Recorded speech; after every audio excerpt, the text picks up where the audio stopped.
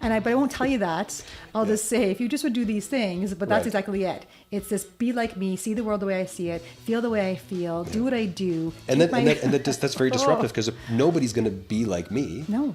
Right? So then that calm that I want Yeah. is gone, shattered. It's gone. Right? So you're always fighting and in for the that. absence of calm, I have no clarity. Yeah. But so if I do it the other way, if I care and I remain curious and I don't anchor myself in my subjective truth and instead stay objective and look at what is actually going on for you, right? Then I stay calm. I then get clarity on the situation, which then gives me, like if I have clarity, I will get confidence because I know what's going on. Yeah. Just no if easy I have task. confidence, I have the courage to act. Yeah. Even if it, like you, in your example, if you, like, it might not be a popular thing. Yeah.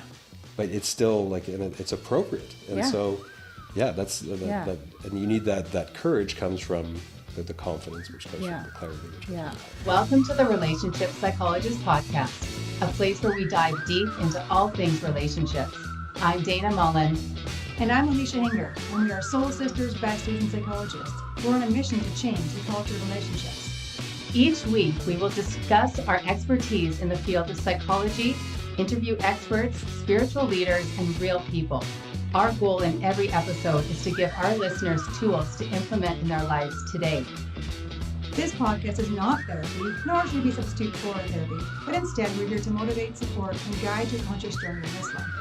The best way to support our podcast is to subscribe and give it a 5-star review. Thanks so much for joining. Let's dive in.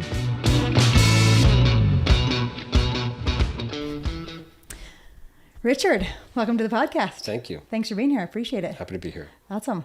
So let's tell the audience a little bit about who you are, maybe even how we met, and kind of the reasons I wanted you to come here. I mean, really, let's start with that first if you want. Last weekend I taught that masterclass, and so I was super grateful you were there, actually, because Dana couldn't come, so I was grateful to have another colleague in the room, and just to kind of banter back and forth with all the topics. And parts, obviously, is a big topic that came up lots in the class, and just does in our life and in our work. So I was like, perfect, let's get you on the podcast, introduce parts to our community here. So awesome. Excellent. Thank you. Yeah. So Richard is a registered psychologist, been with our team forever. Forever. Yeah, for a long time. We met at the jail. Yeah. That sounds bad. Not in jail. Right. Well, we were in the jail. We were in the jail. We jail. served a bit of a sentence, truly, working at the jail. Yeah. How many years ago? It is, I was 27. So that is 21, and we're like 21 now. Years ago. Oh my God, don't age us like that. Sorry. Yeah. Right. No, but that's extraordinary. That is. I always think 17, but we've known each other over 20 years. That's amazing. Yeah. High five. Yes. Yeah, nice. We're still here. Yeah. Still doing what we love. Yeah. Excellent. You came to the jail to do obviously some volunteer work to get your hours in for schooling, and then carried on and finished up your graduate. I was doing an applied study, and I finished, and then we stuck together. Here we are. Yeah. All these years later, still doing good stuff for our communities. Yeah, absolutely. Yeah. Awesome. Yeah. And it's evolved over the years, of course, to so many different modalities. And the one we want to focus on today, obviously, is what we're going to call parts work, or there's different, ways to do that. But just give us a bit of background first of kind of like your practice, and people can find you in the community. Okay. I'm a registered psychologist, and I have been for about 8 years, I think. Okay. I'm always wrong on that number. You start to forget. I've worked a lot with people with addiction and doing recovery work. So I think that's kind of an area of expertise that I have. I do a lot of work with trauma. Right. And which goes hand in hand, right? Trauma and addictions tend to go. Absolutely.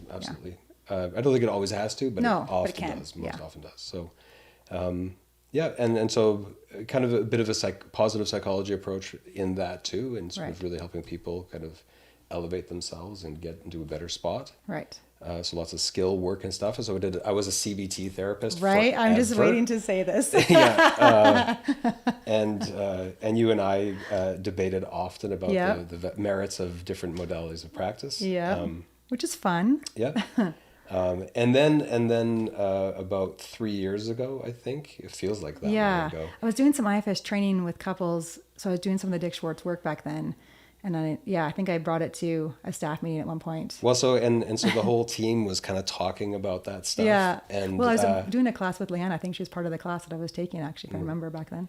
And I've always been very much a skeptic about lots of things. I need to prove to myself that something works. And so I was listening to you guys talk, and I was like, kind of tongue in cheek, Rolling your eyes. rolling my eyes, like sure.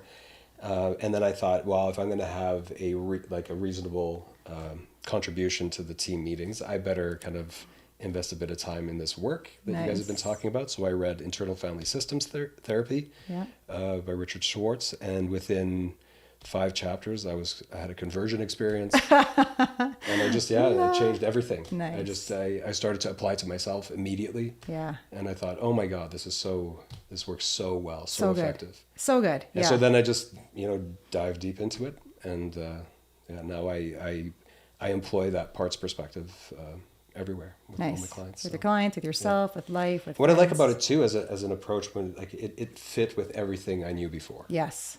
Right. Yeah. But it tied everything together so nicely. Yeah. So it doesn't matter what angle I think you're looking at it from a societal level or an individual level within a smaller systems of peer groups or families. Doesn't matter how you're looking at it, that parts perspective applies. Yeah. And is extraordinary for having yourself move into a place of wellness. Yeah.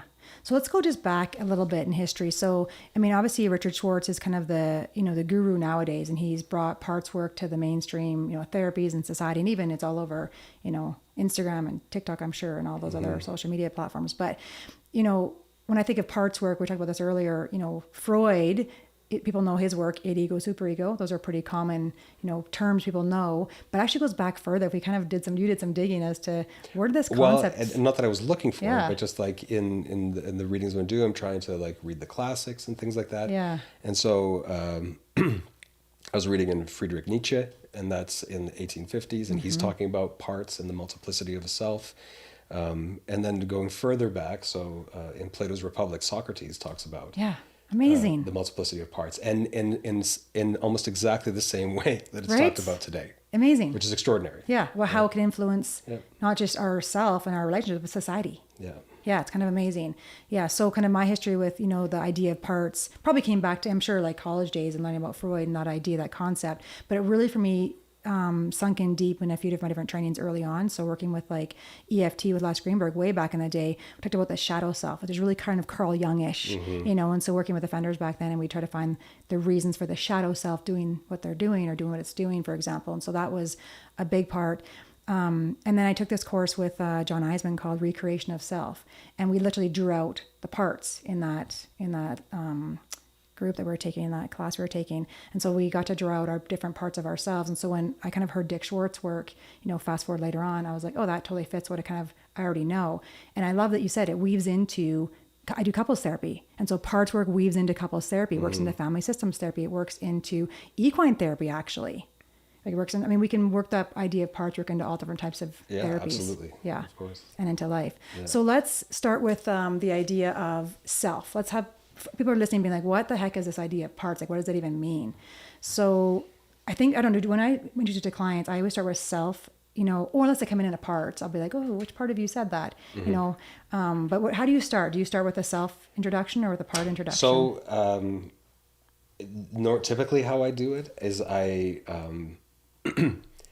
so like, and that this is kind of being a newbie too, right? Yeah. So like I'm working this out for myself as much as I am with the client, and sort of offering a framework. Which is kind of authentic. I know some of the other therapists, they just go right into parts. Oh, I know a part of you is kind of saying this and this, and people kind of, and I've done that too, where I just go into parts language and start talking about it. Yeah. And that seems to be effective.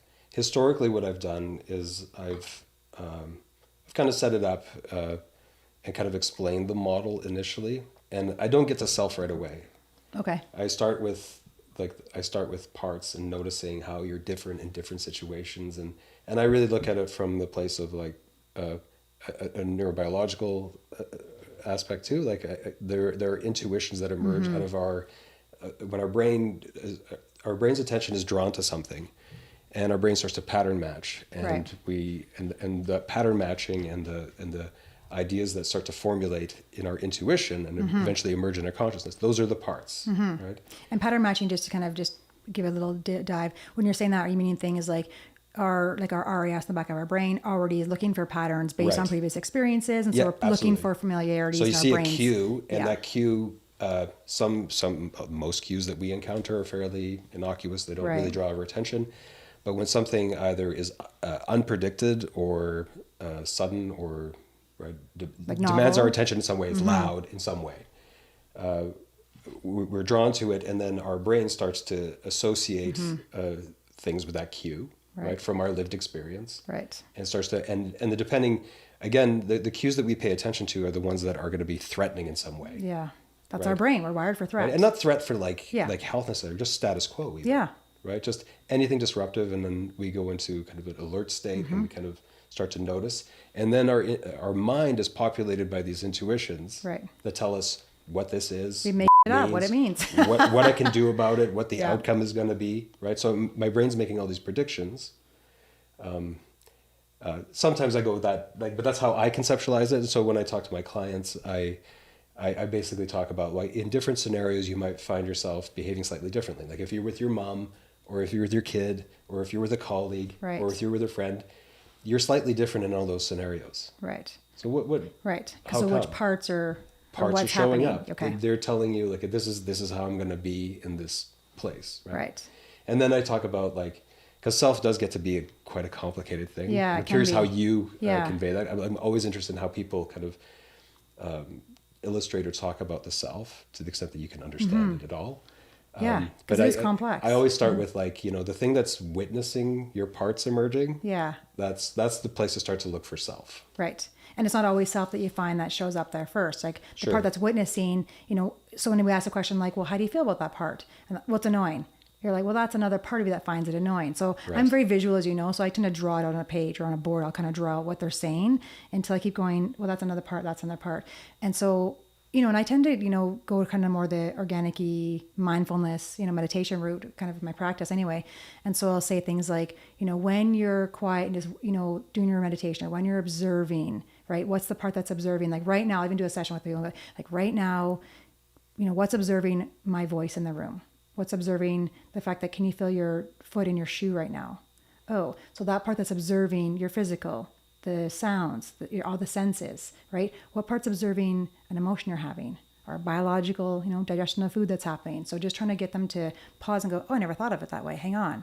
Mm-hmm. And even though there might be a part, like a curious part, that's maybe a logical part or an analytical part that's still present, I'm still going to keep going. So for me, it's more of an experiential. I'll just keep having them, peel back like Shrek, peel back till I get to this place of like, and it doesn't always happen for a session, or Sure. often it doesn't, and that's really okay, but I'm trying to get them to get curious about that. And I'll say things like, just be curious. When you leave here today, you're going to be in parts, and we're robotic 90% of the time or more, depends on who you read. We're running programs, right? And our brain's looking for those, things that, integrations that feel familiar to us, and it's trying to make those things align, and it makes up stories. But just lean back and be like, can I just pause and be curious about what else is happening? And just even that what else, then they become observer self a little bit. Absolutely. That's what I end with my clients too.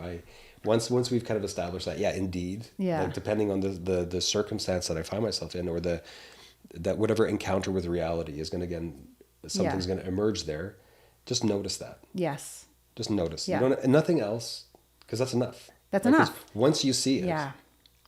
Yeah. Right? And what I really like about like this perspective too, is that it eliminates a huge barrier to exploration, which is shame. Yes. Right? Oh, man. If I say I'm anxious, right, or have anxiety, right? Well, in our language, it's like, well, part of you is anxious. Now, if I'm anxious, I don't want to be vulnerable. I don't want to be weak. Yeah. Right? So there's nothing to see here. La, la, la. Yeah. Right? Like no Yeah. anxiety. And so shame is a barrier to that exploration, Yeah. and whatever solution might be there. Yeah. But if you recognize and you kind of unblend that part, to use Schwartz's language, Yeah. right, and kind of notice the part and recognize that the part is anxious, Right. and the part doesn't define me. So the anxiety is the part's and not Yeah. necessarily mine. Yeah. Well, now I have all the freedom to explore that because Yeah. there's no shame there. Yeah.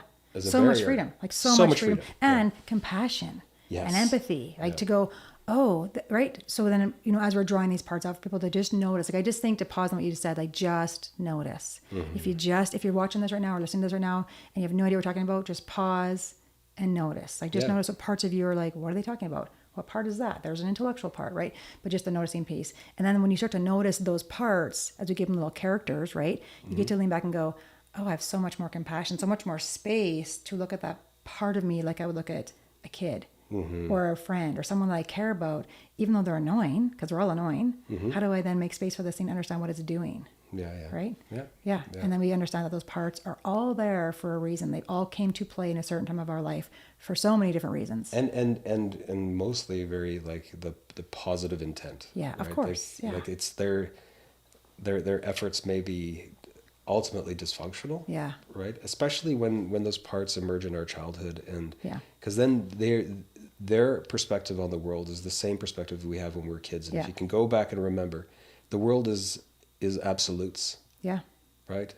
I'm loved or I'm not. Yeah. I'm successful or a failure. Right. And so I'm fragmented in that loser, state. which is awful. Like Yeah. we hear that language now. It's Yeah. like, nothing's like that. Yeah, it's not true. But they're parts. They see the world that way. Yeah.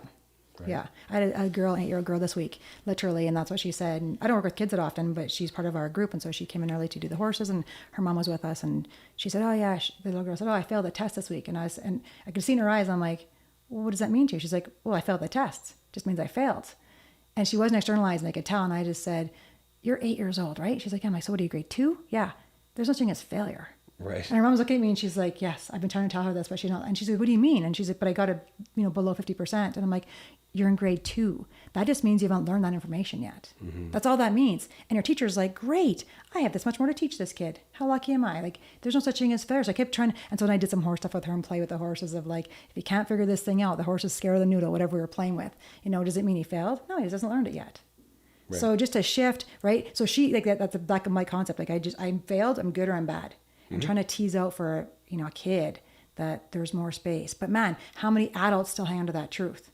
Oh, for sure. How many? I didn't even know I had this part, including actually. Me. Yeah, you, I'm having a memory right now. So during COVID, so we're homeschooling our kids, right? And so Winter's at the table doing her math, and she brings a question to me, and I already have anxiety. There's a part that already carries anxiety about math. And as soon as I couldn't figure it out, I was like, I don't do math. And it came out of my mouth so fast, and I paused and was like, whoa. Because I heard, and I looked at her, and I was like, whoa, that's a part that I didn't. And I kind of, and as soon as it came out, I was like, grade 6. I'm like, I can see the board. I can see my teacher. I can see me at the board with this exact or like a similar question, and having like tons of like, I'm bad, shame. I can't figure this problem out. And the teacher like sent me to the back of the class and was like, go sit down. And I walked the walk of shame to the back of the class. And this is, again, in my grade 6 head, I'm just the worst person because I can't do this math thing. And so in that moment, I had this whole flood of all that energy, all that grade 6 kid, all that feeling in my body. And I paused and was like, whoa, I feel you. Holy smokes. And then can I bring you out and be like, and what I said out loud to Winter was like, that part thinks I can't do math, but it doesn't know I have a magic box. It's called a phone. And there's this thing called Khan Academy, if you hadn't heard of it. So I'm going to look that shit up, right? Yeah. And so I did it in real time. And I was like talking to her through as I was doing my part work out loud, being like, wow. And I could feel my like heartbeat going from fast to like, oh, I don't have to carry this anymore. Like it's so much freedom in just noticing that shows up in real time all the time. Yeah. Yeah. I mean, and I love that. I love that because it's an ongoing thing. Ongoing. Sometimes you get like a week or two where you're not really noticing any parts, and then all of a sudden you get flooded by a bunch. Right. I've been reading some of the work and listening to some of the work recently. So it's being spurred to investigate and self-explore. Yeah. It's amazing how much stuff comes up, and you think like I'm getting so far, I'm so much progress, but it's what's great too is that once you start down this path and you kind of create those relationships between self and some of your parts, I think all your parts start to recognize there's a safety in that relationship to self, and they kind of start to trust self to look after things, so that now like if a part comes up, it's like it doesn't scare me at all. It's just like, okay, let's be curious. Let's be curious. And from that place of compassion. Yeah. Right. That deep compassion, caring for myself, caring for other people. Yeah.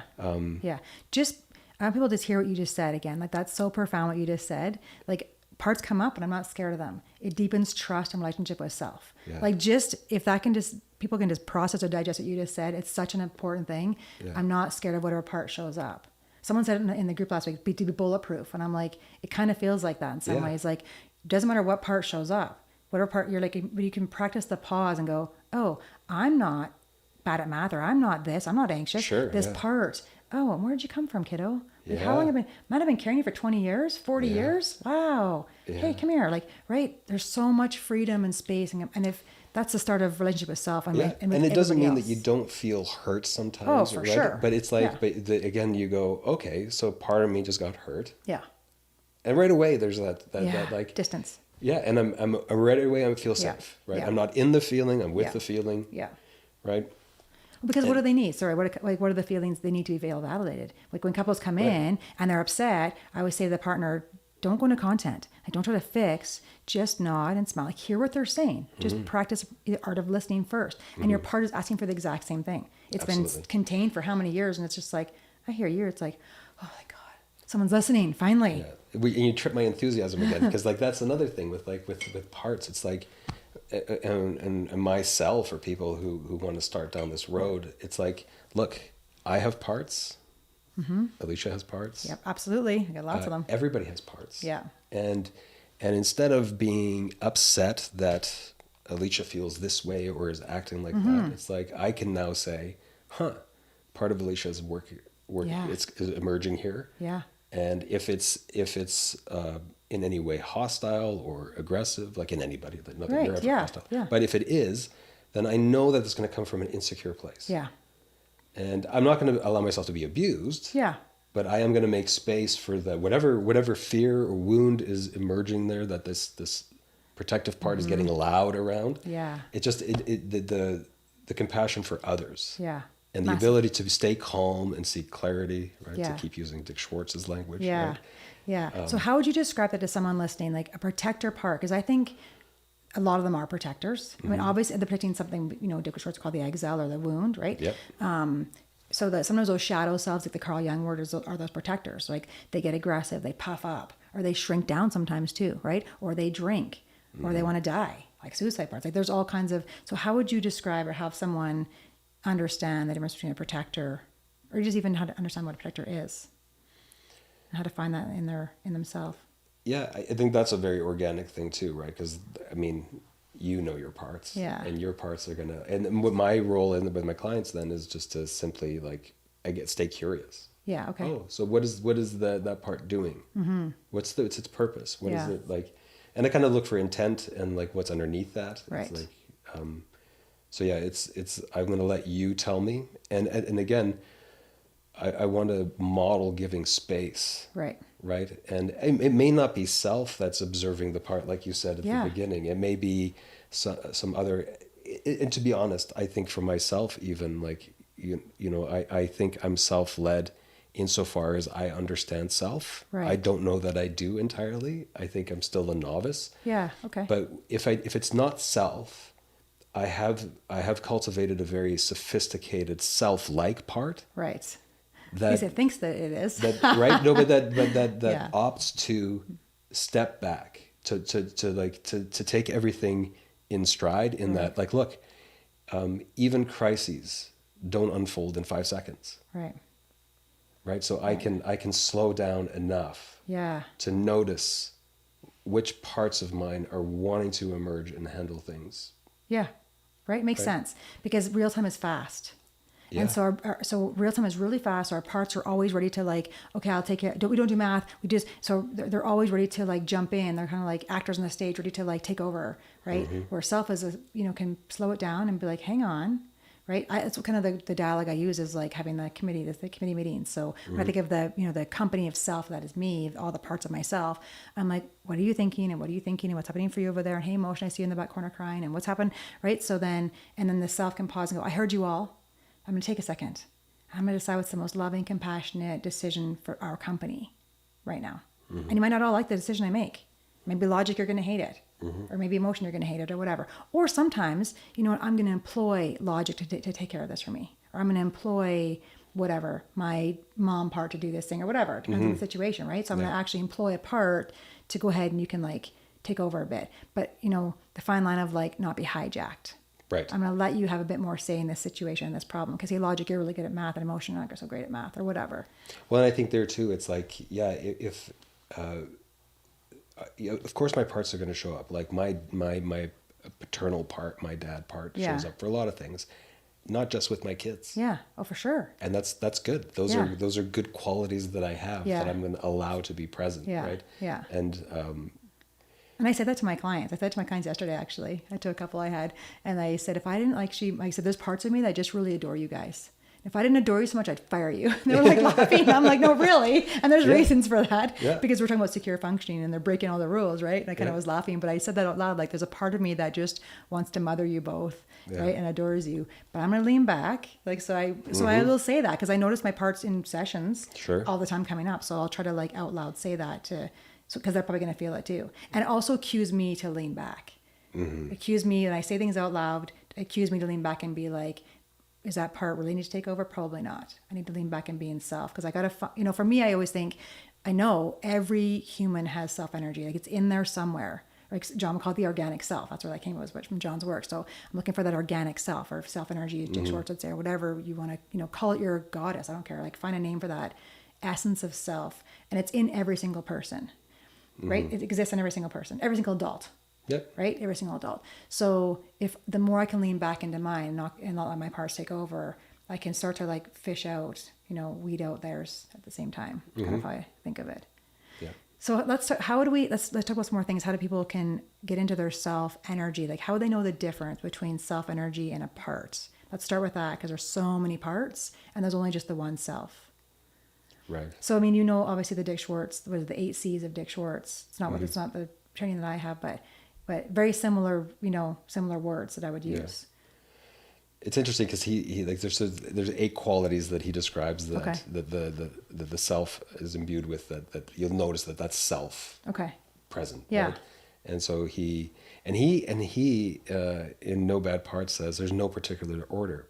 Oh, okay. And even though he's the progenitor of that, I disagree. I think I present it in a particular order because it makes sense to me. Okay. And it also makes sense to me from so the qualities that he talks about are compassion, curiosity, calm, clarity, confidence, courage, connectedness, and creativity.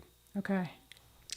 But I think often when I pitch this, or the idea of self, because it is elusive, it is hard to pin down. Initially it is. I promise once you guys get this, practice this, Oh, it for makes sure. so much sense. And once it clicks, you're like, oh. Yeah, because then the world Frank through that Anderson, one of the adherents and the teachers of this model, he talks about, it's like you're really not going to pin down self, but you're going to recognize self energy. Okay, good. That's a great way to say it. I like that. Yeah, right. So it's and I think it's really hard to pin down, because you as an organism in the world, you are such a vast potential. Right. You are comprised of morality, ethics, lived experience, passions, ambitions, moods, experiences, right? Nervous system, thoughts. All these things are relationships, like contributing to who and what you are, and that's a very expansive notion. And the mind, that's this thing that's trying to hone in on stuff and pay attention, has a great. You can't, from the mind's perspective, which tries to narrow things down, cannot, I think, conceive of the self in its vastness. Right. And rather what the self is a potential. And so I often talk about the encounters with the environment, because that's a very important part of what shows up. Yeah. Right? Is you're a potential, right, in the world. Yeah, I like it. And that potential, I think, has, I adhere to sort of, I believe in evolution and things like that. Yeah. And I think the qualities of self actually reflect a social organism. Right. Mm-hmm. Right, as a social organism, we're going to have compassion for those people around us, right? And we need compassion for ourselves as well. And then being part of that compassion is being curious. Yeah. Right, because I'm not going to pin myself down and say this is what anything is. Because I would argue compassion is curious, exactly, because compassion is what? Empathy in action. Yeah. And so empathy, literally, we've talked about this 1,000 times. I'll say it 1,000 times again. I don't know who taught me this or who said this to me one time. Empathy is putting yourself in someone else's shoes. And I was like, oh, okay. And then later I was like, that makes zero sense, because that's just how I would feel in your shoes. That makes no sense.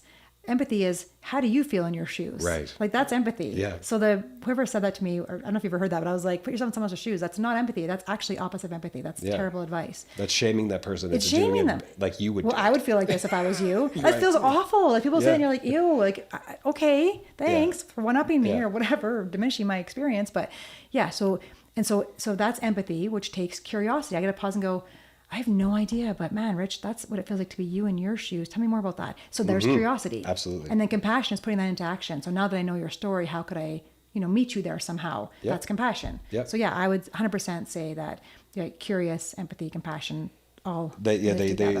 they're vitally important. Yeah. Right. Oh. Because if we and it's so helpful, and this is where being like self-led is so key. Because I no longer have a stake in having Yeah. you be a particular way. Yeah. Which is Freedom. inevitably like me. Right? Why are you not like me? Yes. Let me rechange. Let me Yes. reorganize your psyche so it's more like me, and then we Yes. won't have friction. But I won't tell you that.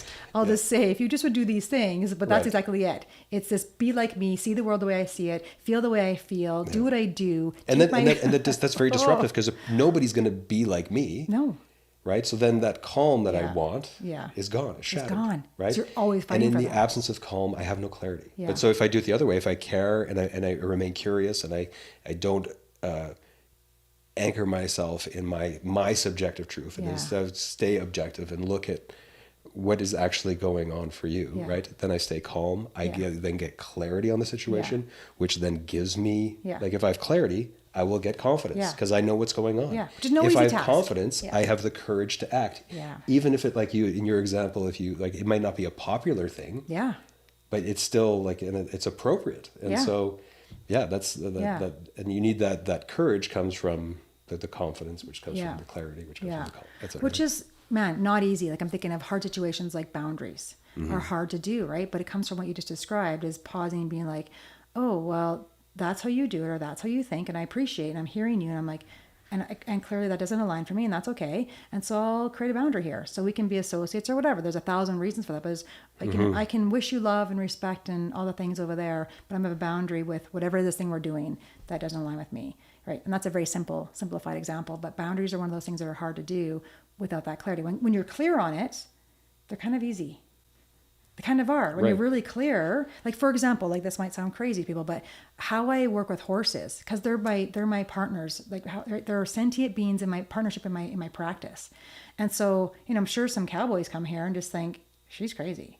Like she pets them and she paints their nails, and right after a session I take them for a walk and we shake it out and we have it check on their system, and right, so it's a very different relationship, and I ride them still, but they're my partners first. Their health is more important, and so if they're not doing well, they get to retire for a while and take a break, and it's not like I'm not rodeoing with them, and I'm not, that's great. I'm not using them as my job, to collect cattle or whatever. So I have that really. So for me, it's not hard. And someone comes and says, and I have people come here all the time that are like, you let your horse get away with that, or you let your horse, and I'm like, yeah. It doesn't even bother me. It doesn't faze me. It used to. I used to be like, oh, I should be careful. And I'm like, no, that's how it's my boundary, and Yeah. I'm solid in what I know, and I appreciate that yours is very different, and I have no judgment for you. Well, and I would, I guess, would you characterize that that's like yourself, like looking after a part that's like worried about living up to somebody For else's sure. expectations For that you have no sure. idea about. For sure. These cowboys come in, but they got a look on their face and that activates And I feel it. Right. Yeah, and I used to And feel of course, that. but the cowboys, they're coming in and their parts are going. Yeah. Like the reason they're saying anything at all is because their parts are like, this is not how it goes. Yeah, this is not right. What are we doing here? Right, exactly. Yeah. Where's your fly mask? Why don't they Yeah. have these shoes on? Why don't they have the boots on? I'm Right, just like, yeah. because they literally walk on the grass with me. We don't need that stuff. Yeah. So it's, exactly. So part of me wanted to please, which is a huge part. And if I do the work, it unwinds, and even that, like you said earlier, that pleasing part that I know I have, I can really feel really secure and confident in that situation, but it comes up in other situations where it still is like, oh, gotta please. Absolutely. So all the time. So it's still, it's a consistent knowing and leaning back and going, I still recognize that it's here and it's still going to show up, and how can I do that work? So kind of one of the caveats of parts work I always say to my clients is, I'm going to open up this door for you and it's really beautiful and really great, but it kind of never ends. Right. Sorry. Yeah, but that's it's like, yeah, no, and like, and that really speaks to like this compassionate view on our parts too, Yeah. right? It's like our parts have been there protecting us, and though we may now realize that this part is kind of creating some dysfunction in my life, So great, yeah. and and other parts of me might be very critical of it, Yeah. very harsh, but that part's not going away, Yeah. right? Well, it depends. Okay, so here's some theoretical breakdowns maybe. So, Yeah. right, so what is the IFS like if you unburden a part, and it doesn't need protecting anymore. So let's say you have a wounded part, whatever that is, you trauma part, and your protector is taking care of it, and you unburden that or release the wound, whatever it is you do. What's the theory from the IFS point of view of they don't go away, they stay?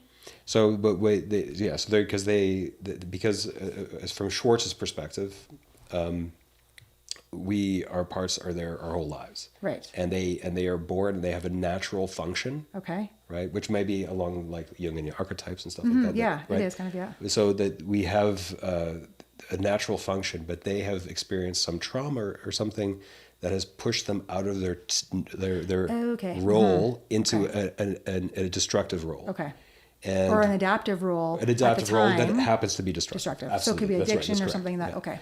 And so then once that part, which is, once it's pushed out of its natural role into this other role that's creating this dysfunction, the parts typically get exhausted from that. And they really don't want to do that anymore. They want to go back to the function that they're supposed to serve, right? Okay. And so then we retask them. Okay. Right? So then maybe a part that is constantly thinking about what other people think of you. Yeah. Right? Only really shows up when it's important in situations like a job interview or a first date, where you actually want to reflect in a positive way, like did everything go good? But rather than like just be anticipating every negative comment or remark or thought from another person. Right. So let's walk through an example. Yeah. Let's walk through, because I think addictions isn't easy to relate to because it's very common, right? So you have an addiction part or addictive part that came about to numb some kind of pain. Mm-hmm. Very general. Okay. So let's say you're working with a person then that has an addictive part and they come to realize what the pain is. Or do you work at the addiction part first? You have to get to the addiction part first, what their addiction is and what it's doing. So because the addiction is a coping strategy for some wound. Yes. Right. And I would argue too that like when you're looking at addiction, it changes your neurophysiology. Of course. And so finding yourself in withdrawal or craving states beyond the traumatic impetus to do this. Right. So like, yeah, sure, so you're in crisis, but it's created its own thing. Yes. So even if you're not necessarily like a wound is activated, you're still in the craving state once you're using with that kind of regularity. Right, because of the brain patterns. Yeah. So, but that's still a part that's trying to protect you, right? Mm-hmm. Either from re-traumatization or from the craving state. Right. The withdrawal, right? So it's still like... Yeah, so it's still protecting from feeling crappy. Yeah, because both feel crappy. It feels awful to be in withdrawal. Yeah. Right? Yeah, okay. So it's... and so it fixes that. Yeah. Right? Got a quick fix. Fascinating, just a little interlude here. Yeah. So there's a book called Rational Recovery written by Jack Trempe. And Jack Trempe, in the 1980s, he was dissatisfied with Alcoholics Anonymous. Okay. And so he wanted giving for all the reasons that like he just, it wasn't working for him. Right. A decade in AA wasn't working for him. Right. And he was a social worker. So he wrote a book. And then he describes like the addictive part of us as the beast. Okay. And so he was already sort of unblending that part without using that kind of language, but seeing that, that this part, it actually, and he was talking about like it doesn't control you.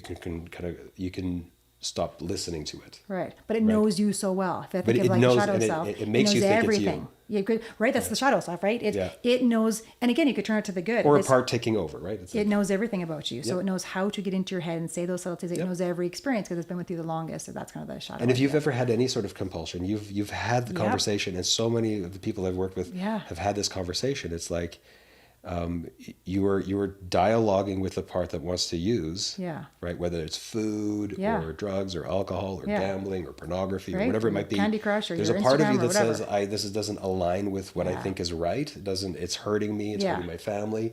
I'm just numbing. I'm not feeling better after. But there's a dialogue happening between those two parts, right? Yeah. Even Jack Trempe, without using, I think it's much more elegant to use this language of like recognizing this part of you. Yeah. Yeah. Well, Dick Schwartz made it so much easier. I just think it's a concept that kind of was probably through lots of different therapies, but he took this concept and made it really simplified with these, firefighters, managers, exiles, wounds. He just made the language so simple to understand. So that's the benefit of his current work. But it's in lots of different spaces for sure. So it maps onto everything. Yeah. Really, So we were kind of back. We got sidetracked there. I guess craving state comes up, right? And that typically is a distress born of, there's some, I would say in the vast majority, it's an inner conflict. Yeah. Even though we feel like it's happening out Yeah. here, something Well, out here is activating something in me, Mm-hmm. and then other parts of me are trying to keep that in check, right? Yeah. So there's some destabilizing force out there, Yeah. and then And I'm not okay with it in here, which is true. If you Yeah. ever just think about that for a second, it's totally true. Because it's not about what's happening. Because you might react to what's happening out there very different than I will. Good chance you will. Yeah. So it's always in here. well, because it's going to be even a fairly what might seem like an innocuous cue to another person, Yeah. is going to impact me because of my lived experience very, Yes, very differently. Exactly. Which sounds kind of harsh when you first kind of digest that. It kind of sounds like ouchy, but when you actually lean back again, you're like, that's very empowering. If it's in here, it's very, for me to pause and go, what is this? It's very empowering there for me to take the time to digest, to pause, to make space with it, to observe it, and then to love on it somehow. Yeah. Yeah. Yeah, and I think yeah. So I don't want to get too far ahead of Okay. myself. Again, you're tripping my enthusiasm Sorry, all the time. It's like stop talking. so I would approach it like help the person understand what is that part doing. Like when you're using, right? Yeah. It's soothing you. Yeah. Okay. And then we say, are there any drawbacks to that? Because of course there are, right? If Yeah. you're talking about addiction or compulsion, Yeah. there's a and so and people recognize that and they're very self-critical, right? But those are other parts. Mm-hmm. And so from there, Yeah, again, parenting finger parts wagging, and then sometimes those parts carry, like a voice of authority from your past. Often. Yeah, they Often. sound like this your isn't dad. my voice, right? Yeah, it's like The grade I 6 sometimes teacher. Get to the my back of the critic class. sometimes says idiot, Right? right? Which that's how my dad That's your said dad's it voice. the whole every time we did something dumb. He's like, Right? idiot. Your dad's lovely. He saved my life at one point. Yeah, we can no, tell that story too he's a- later. he's a he very did nice save my life, person. literally. and at he is, how old is he now? He is turning 76 this year. Nice. And his desire to understand his parts is extraordinary. Really? Oh, yeah. Go dad. Good Yeah. job. Oh yeah. No, he's Yeah. always asking me questions, which I love. I love Yeah. kind of sharing. Yeah. So like things. these idiot, the people that be like, oh, that's just how he talks. Just he's very blunt. Yeah. No, he's a sweet Yeah. guy, but Yeah. He'll be the first to tell you about his parts. Yeah. And how, right? Yeah, Like, yeah. But it's very true. So when you're listening to your parts, as you're observing your parts, if you're listening to this again, you're going to hear, dad's voice, Yep. or grade 6 teacher, or whatever, coach, or whatever part. It's in there still, Yeah. and so it's often not yours. And so, but a lot of that noticing and observing and making sense, right? So now we have back to the addiction, right? So we notice the part that's, and that's an interesting thing too. Like sometimes we look at so firefighters are those parts that dissociate, Yes. right? Get us out of a crisis Yeah, by quick. numbing out something, right? But Yeah, that's why it's a fire, it's got- it's got to but do it addiction fast. can also be manager parts, Yeah, of course, right? of course. And so they are handling life, Yeah. right? So Yeah. it's complex. You're overwhelmed. Go on Yep. Pinterest for 5 hours. Go and play Candy Crush. Just go Absolutely. take that drug. Go drink some wine. Yep. Yeah, I got you. Yeah. So once we kind of organize around the parts, and then if the parts give us the space again, and then we're going to do just like in any other thing. So with addiction, just like any other parts work, it's like if the managers or the protective parts, the managers and the firefighters give us space, Yeah. now we're going to be able to, bear witness to the wounded parts, Right. the ones that carry a burden. Yeah. Which might be people think that's scary, and it's not is once scary. you're in it. It is when you don't know how to do it. Once People you've think- done it, it's not. Yes, exactly. So if you're Right. listening, you'll be like, that sounds terrifying. There's a wound over here that I buried for a reason. Yeah. Like, right? I'm an island by nature, lock and low. We don't talk about our wounds. And Like, all your that's- parts are going to be like, no. No. We've been working 40 do plus it. years of Yeah. what are you doing? And even in therapy, Yeah. constantly like, I don't want to do that. I don't want to do that. Yeah. And you can see them. And you're like, it's okay. We don't have to. We can stay here. How's that working for you? So kind of like, I'm a smart ass. I'll kind of get them to laugh Yeah. and play with like their parts that are scared, right? To go to that wound. But always remember that wound happened. The Yeah. parts think it's happening. It's still sitting there frustrated. Right, yeah. But it happened past Yeah. tense. So you already survived it. So actually releasing it is really a powerful, Mm-hmm. beautiful thing, kind thing to do for self. Yeah. Yeah. So if it sounds scary, employ a therapist or an And I think too, misconceptions about so people think about trauma and I don't want to have had a Yeah. trauma. I don't, Yeah. right? Don't want to talk Well, about that. trauma falls on a continuum of learning as far as I'm concerned, Mm-hmm. right? There's positive reinforcement to like learning good things and want to repeat those things. Mm-hmm. And sometimes things happen that are very aversive and punishing in some way. And so trauma kind of falls into that. There's a very profound learning. Your body's going Yeah. if you encounter this again, Yeah. be prepared. Yeah. And it's going to send your body into a prepared state, Yeah. right? So you're going to have a huge expression of stress hormone. Yeah. And before you're even consciously aware, Yeah. right? It's the cue that you encounter is putting you in an Yes. arousal state. Yeah. Yeah, it's true. Like I have a small example of that recently. So a year and a half ago-ish, I don't remember this, but I got hit by my horse in the face and broke my eyeball. Like broke my orbital bone right here. Oh my. So yeah, and it's been a year and a half. And so it wasn't her fault. Of course, every horse person says it wasn't the horse's fault. It was totally mine. But anyway, she was young and yeah, we just happened to bang heads and it like split my face open and 9 stitches later and whatever, broken bones. But even now when I'm with her, I've worked on it lots. I want to say like this week, I'm starting to feel like less of that fight or flight, cortisol, adrenaline kind of in my system, but it's taken me a year and a half. I've been well aware that I'm near her. I could feel my parts be like, and it's in my body, like so Absolutely. fast. And she feels it. She's like, what's wrong? Yeah. Like, she has no idea she even caused me harm. Like 1 second later, she's looking at me like, why are you bleeding? Like she didn't even have a clue what happened. Right.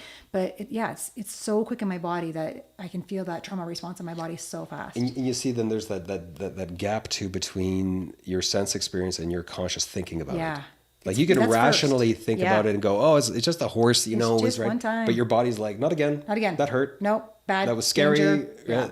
Yeah. And I come up going any other horse. So literally I was at a horse workshop like 3 weeks ago with my friend Bill, and I was working with my friend Vicky's horse doing the exact same intervention with a horse I didn't know was not very trained. I just walked in and he was like, go behind her. I want you to make her do figure eights from pushing her hind end. So I'm like, yeah, okay, walking behind her tail. And then Vicky's like, wow, like you do that. I don't even get that closer because I'm afraid. I'm like, you're afraid of that, your horse? I didn't know that. Like I was way closer to her than, because I didn't even have a clue, but put me in the pen with Georgie and I'm way off.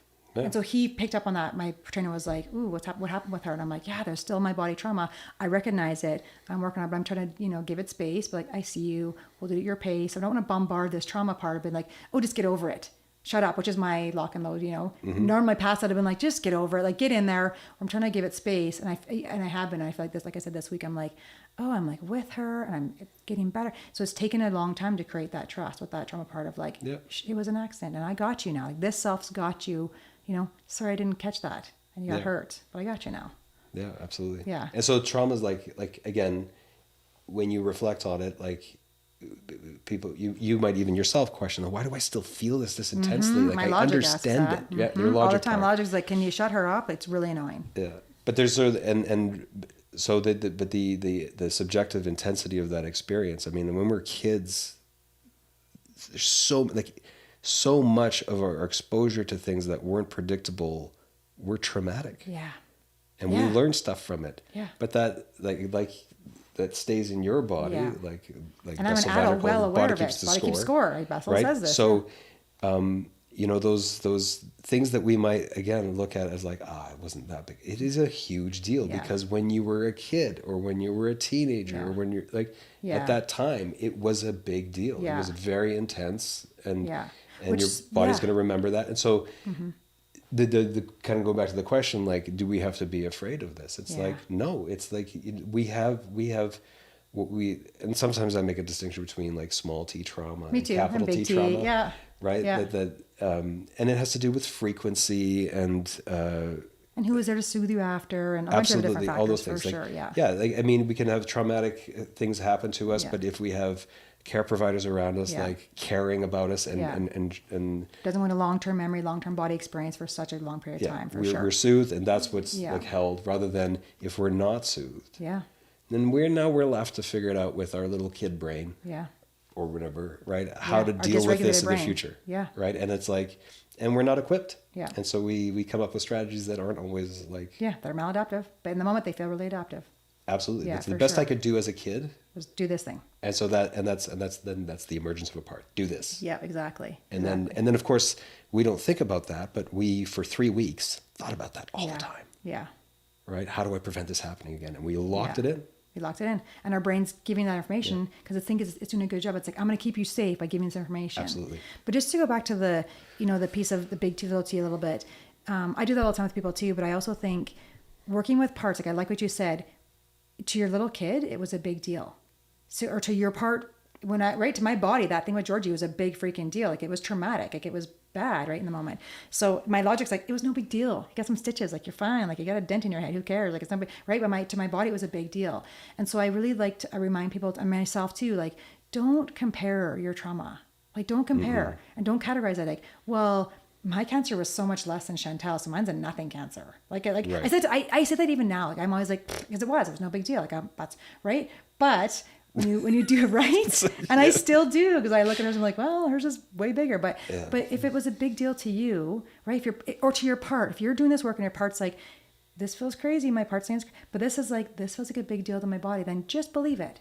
Can you just lean back and have compassion that this part, hey, I know logic, you think it's crazy, and I know whatever, all your other parts, your parts, you're just annoyed with this part, but we're just going to give her some space. Like, just believe her. May I ask you, I don't know if it's appropriate, but so it would be okay just to like, just because people are listening and they're hearing you talk about like that your cancer is not as severe as, right?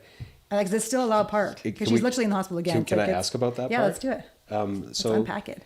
Yeah. So, so your dad's the one who found it. You can just give your dad some credit, because I would have probably been dead without your dad, right? Yeah. Like, literally, I was at a conference. Were you at the conference? No, we were at the jail, and yes, I you came home said, from a conference, and I was "There's like, this thing. What do you think of this?" Yeah. And then I said, little skin cancer or something happened. That's no big deal. Yeah, like, I'm calling my dad. Yeah. Because my doctor was on mat leave. My doctor was on mat leave at the time. And you went that day, or that day? I was super annoyed. Like, so I was like, Rich, don't call your dad. My doctor's on mat leave. I'll figure it out in 6 months when I get back, or she gets back from mat leave. It's fine. Like, seriously, whatever. And I said, that's an ugly mole. Right? It was an ugly mole. Yeah, it was growing and it was changing. I was like, no big deal. Yeah. And I'm thinking, well, skin cancer, whatever. People get that. It's no big deal.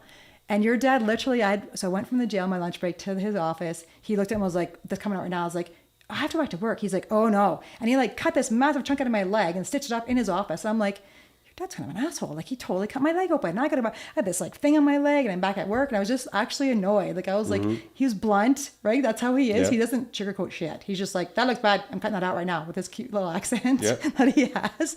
And I was like, damn it. And then literally, like, I don't know, 2 days later, he called. I think it was him that called back and said, you have melanoma. You're booked for surgery on Friday. And I'm like, you have the wrong number, I think. Yeah. I kind of went into shock of like, you have the wrong number. There's no way. And then the oncologist or somebody else called him, was like, no, you really have surgery booked on Friday. Like, this is really bad. It's fast growing, and you have like, and then I think your dad said to me, well, you can leave it if you want, but you'll be dead in 6 months. And that was like, and I was like, okay. It's up to you. Right, it's up to you. That's my whole life. No, I'm just kidding. So that's the backstory. Yeah. Yeah. But so that, and whatever trauma that, I mean, and I've watched you handle all of that very gracefully. Yeah. I think you changed your lifestyle. Totally changed my lifestyle. Like, it scared me not to be like, I'll change everything. I don't want to die. Yeah. Okay. So, but kind of going back into the present, and when you're doing that comparison. Yeah. So the part of you, the part of you that says, oh, my thing isn't a big deal because relative to things. So what is the job of that part there? What is it doing? Minimize. I can hear her. Like, I can actually, as you're talking, I can hear her speaking, and she's literally wants to be like, it's no big deal. Shh. Like, I can hear her almost wanting to like, and then myself, I can also feel something like, it's okay. We trust Richard. Like, it's right. I can feel my parts in real time and right now. Okay. Yeah. Is it okay if I? Yeah, we can totally do this. So, it's to minimize. And is it to minimize your worry, or to minimize like attention away from your friend? Yeah, it's that. It's to minimize attention. Her thing she tells me all the time is like, just stay quiet. Don't get too big. Stay in that little box. Like, you're no big deal. Don't try to be a big deal. And that's very much her voice. Okay. Yeah. Yeah.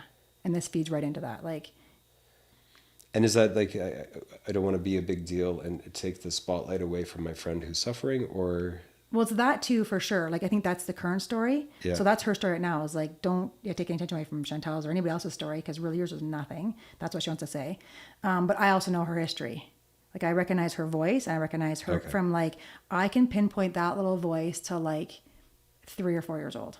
Oh. Like, she sounds young in my head. She sounds like this. Like, she's got her little hands on her hips, and I can see her little waddle, and she's, it's not her voice for sure, but I can hear that voice, and it's a parent voice. Yeah. And I've carried that through my entire life. So I've carried her voice of like, don't be too big for your britches, or don't be, Well, and I know her wound. Like, actually her wound just showed up. Like, behind her is the wound of don't be too much. You're always too much. You're too loud, or you're too weird, or you're too different. Like, can't you just be the same? Can't you just fit the mold? So that's the wound. There's this wound back there of like, I know I don't quite fit in.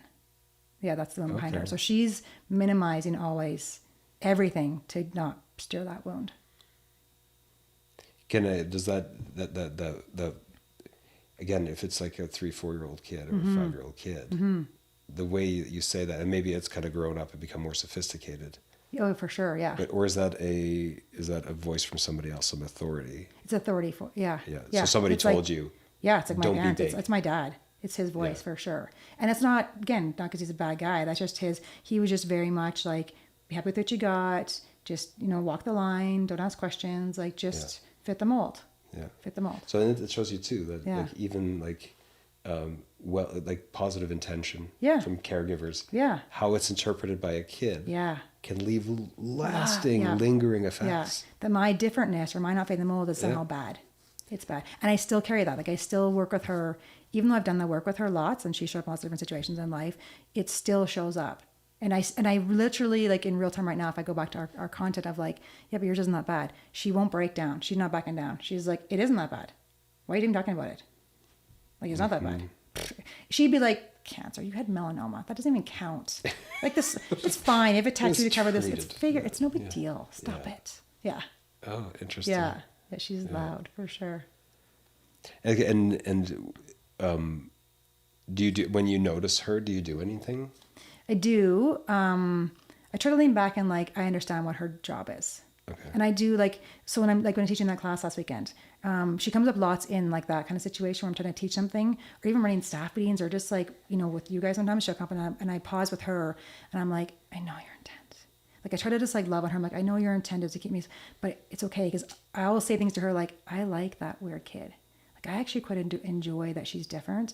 I know that wasn't okay back then, but it's really okay now. Mm. And I'll say things to her like, people I'm with in this room, they don't mind that she's different and that she doesn't fit the mold. Like, they're okay with her being different, right? So I do lots of like soothing of her, and probably some logic in there, obviously, but lots of just like, I get you. I know your intent. I know your voice, and it's not yours. But I know you cannot ready. She's not ready to let go of it, and I've tried to like unwind her that defense, and she does sometimes in certain situations, but she still shows up lots. So it tells me she's not done her work, or she's not trusting fully yet. But she'll release. Like, in some, she's like, fine. Like, she'll release in moments and be like, okay, I guess I'll hand it over to you. You got this. Okay. If you get hurt, like if she gets hurt, it's on you. Yeah, she'll say something like that to me. Yeah. And I'm like, I got her. I got her. Which speaks to they're malleable. And it's a bad way, because I think there's a more personal relationship to them. They're not a thing you can manipulate, but they listen. Yeah, it's a relationship. It is absolutely a relationship. Yeah. So I know her well because she's been my whole life. Yeah. And so when she shows up and she's really stuck, like the cancer thing, she won't let go of. I don't know what that is, but she won't. She's not ready. Because people literally, I was the first person I think in my family to get, again, and I can hear her being like, oh God, like she's rolling her eyes at me right now, get a cancer diagnosis that actually lived. Because right before my diagnosis, we had lost 2 uncles, an aunt, like cousins, like everyone in my family that gets cancer dies.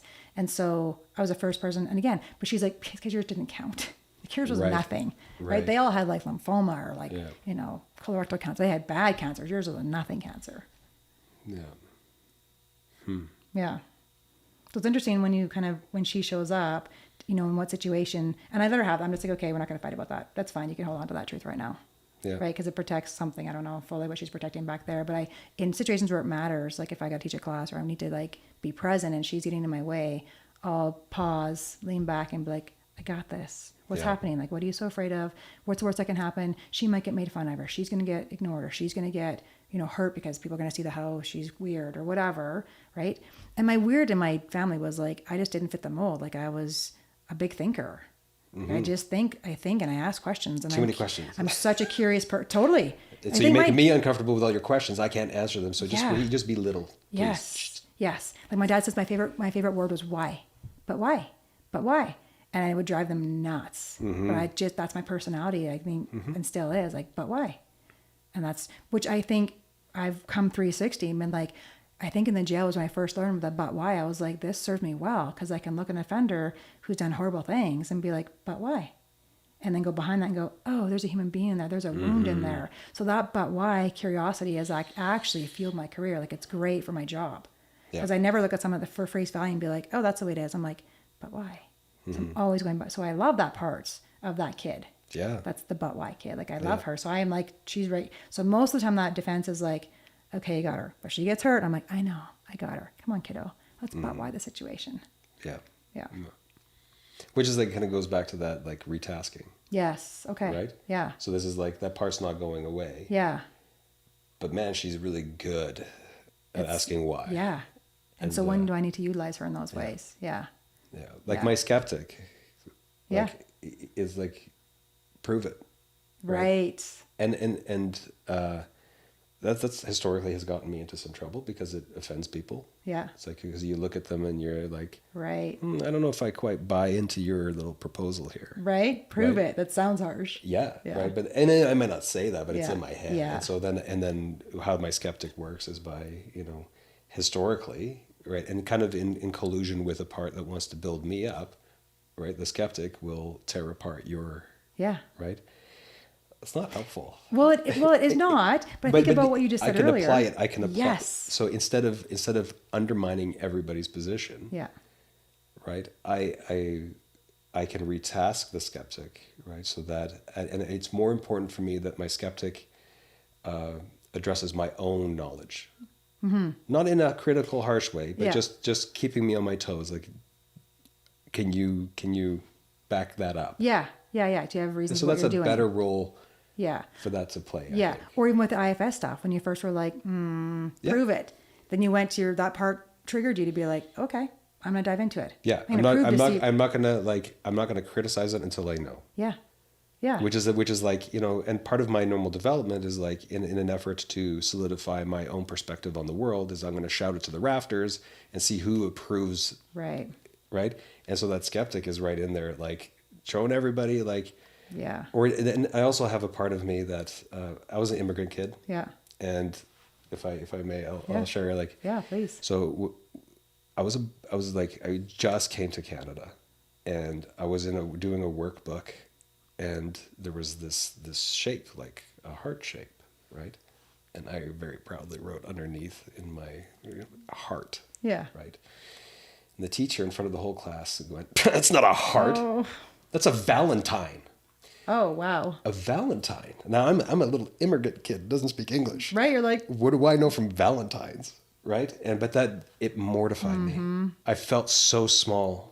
I can be in that room right now. yeah. My mom parts could are like, oh, poor yeah. kid.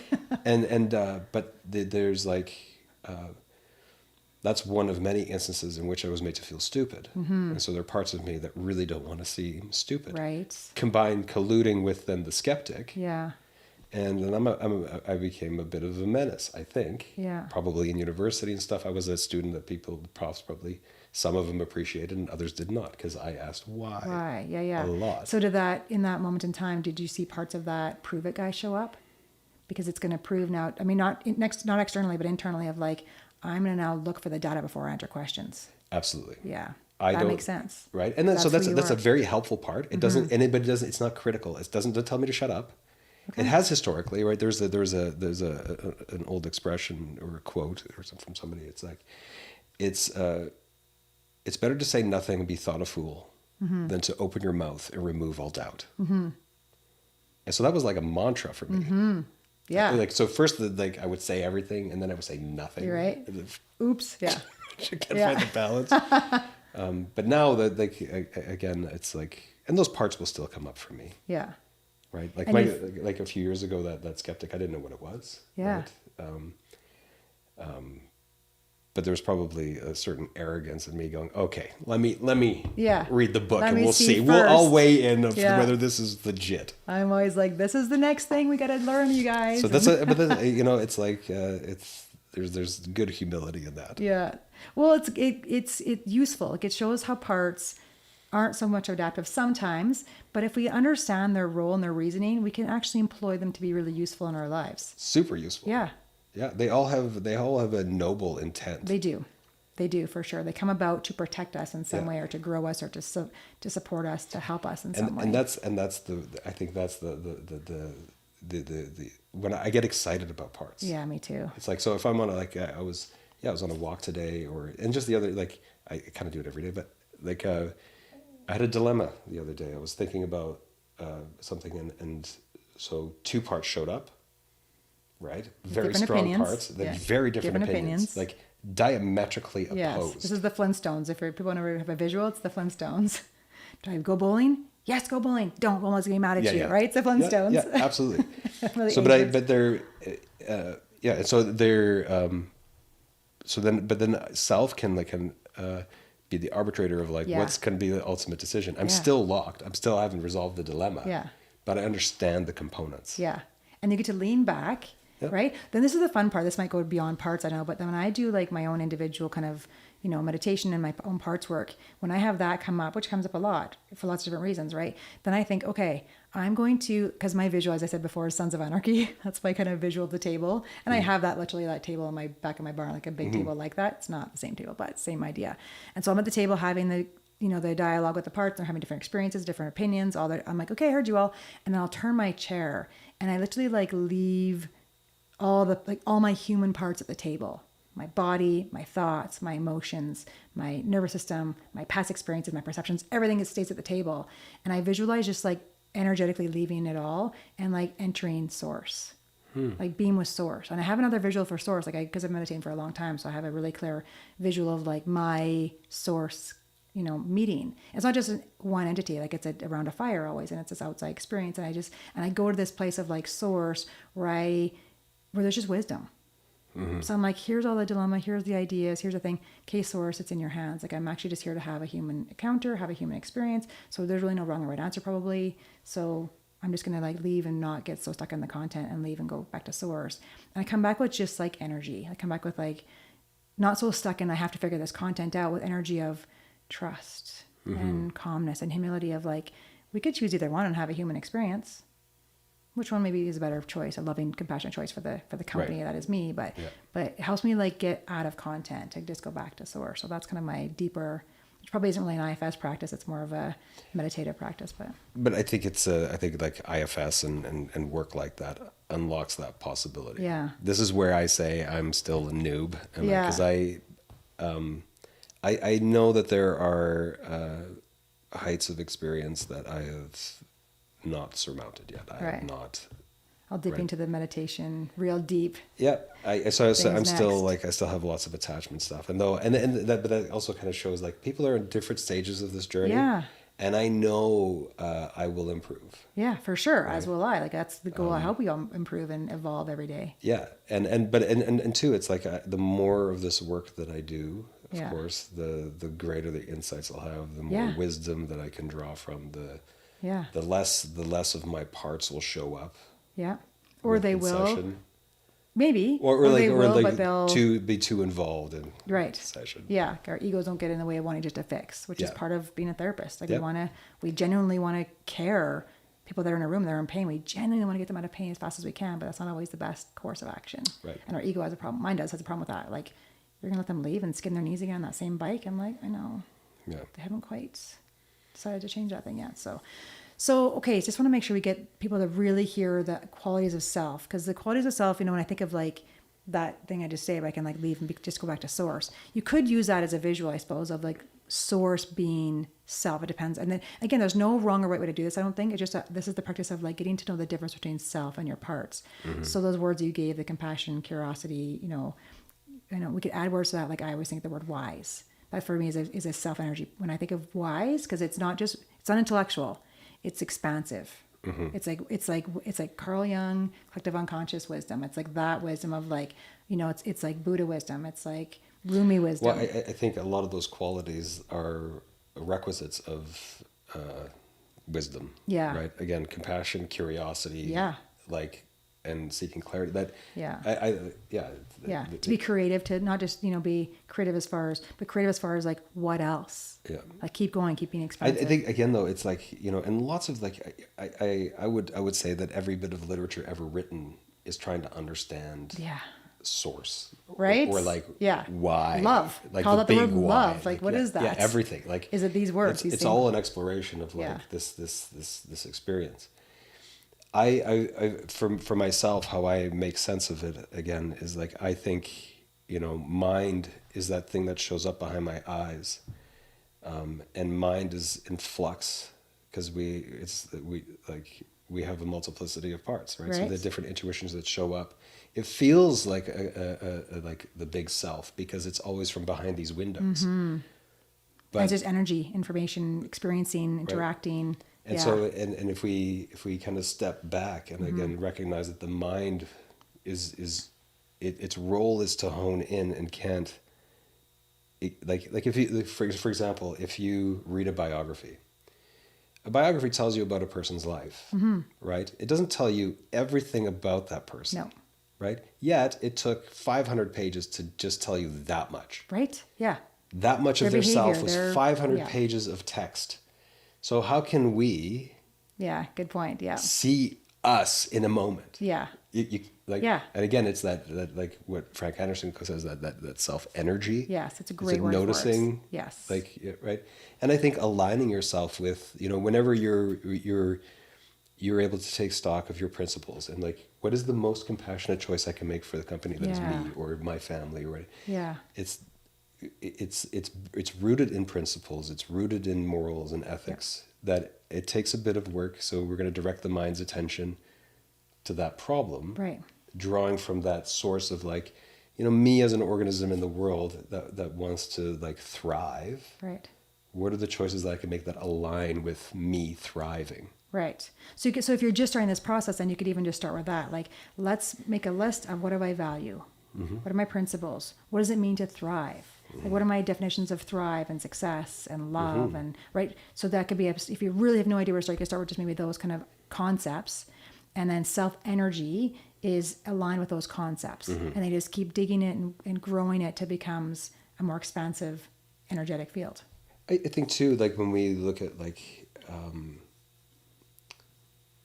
integrity, right, is like aligning with principles and morals, right? Yeah.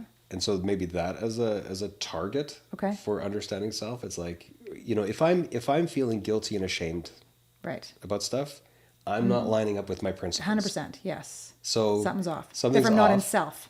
I'm not in self. Not in self. Right. So, but my parts can help me get towards integrity as well. Right. Right. And some of my parts keep me from integrity. Yeah. Because they're still stuck in some old story. Yep. They're stuck in some holding pattern. And so then it's like, I think that, do I do what I say I'm going to do? Right. Because you typically don't declare nefarious intent. Right. Right. So if you're going to like, if I'm, like walking the talk, Right. the talk is probably good. Yeah. Let's So hope. that's Let's a good hope. place to start, I'm right? trying to think of someone who does, but I can't think off the top of my head. I'm sure someone does Yeah. dictate their nefarious intent somewhere. Oh no, I think the that's where culture becomes an important thing. Like if everybody in my culture disagrees with the laws of the land and ignores them, Right. I may not even I may know on some abstract level that this is not right, but my world of people, Right. this Right. is their norm. Right. Yeah, well, that was a whole other topic. Not justifying criminality, but Right. it's like a person Well, immersed in that. Yeah. Their moral compass will reflect the people around them. Yeah. Yeah, yeah. Which goes to a whole other topic, which we probably don't get into, but that whole other topic of like, then that isn't self, that is belonging and loyalty. Sure. That's attachment. Yep. That's attachment Yep. to what is safe and secure, right? So safe and secure doesn't always mean you're in self. Safe and secure is, again, all of those layers of perception, experience, brain functioning, your filters, all that's what that is. And so we're actually leaning beyond that a little bit more. This is a bit of a deeper topic of what is self is not just what feels safe and secure. And I should say, as we're going into that deeper topic, I mean, it's like it's a starting off point. Yes. Right? It's a very interesting perspective, and I think a lot of the things we've said a lot of different things and kind of jumped all over the place. Yeah. And I think what people need to really understand, though, it is not so complicated. No, I know. Sorry. It is not. It is like we get excited and we pursue all these different threads. Yeah. Because we are a multiplicity, but we're why? extraordinarily complex. Yes. And so there are a lot of threads to kind of follow, Yes. right? And our metacognitive brains are But like, what else? But it's just the approach. Like the approach is like that noticing. It's Yes. like, if I just noticing parts, and that's when all of a sudden you get this complexity. Yes. But the activity of noticing parts is actually It's quite simple. Yeah. So back to that. Thank you. Yeah. Bring us back on board. Keep it simple. Right. Just noticing the energy of the difference. When I'm in self, how does that feel? The energy, to use Frank Anderson's words, energy of self feels like, It feels like, even as we were doing that little activity a minute ago with my parts, right? I could feel like my nervous system really like landed. Like I felt like it feels like that yoga pose of the tree. Like, when you're doing that tree pose, it just feels like that really grounding, calm. Yeah, just like I'm literally a tree rooted and it's stable. Like that's that's what self feels like to me. And there's the but why, there's the curiosity, but it's from a place of like, not, but tell me, that's my logic and that's other parts of me. But there's a curiosity of like, I know, what else? It's a really loving energy. So that's energy of that kind of self quality. And so even though I was talking about my parts, I could feel them. They're very external, and they have a different flavor. When I talk about them, I can hear them. I can feel them in parts of my system. But yeah, to feel that, to notice the difference of self energy, which is a really great word. I'm going to start using that word more, self energy. And I think like a difference that I would kind of remark on is like self is curious. Self wants to know. Parts have to know. Good. Yeah. Okay. Right. It's like, it's imperative. Like I have to know. Yes. So I have to get to the bottom of this. That's hardworking parts. Yeah. So if right? you're in a part that's like, I must find all the information out. So this is where you get into conflict with your partner, Yeah. right? It's like, well, tell me, like, I need to know. And this, right. And the partner's like, I don't know what you're asking me. No, I need to know. I need to get to the bottom of this. Out. Yeah. Yes. Right. Yes. If you don't tell me, I'm going to keep freaking out. Yeah.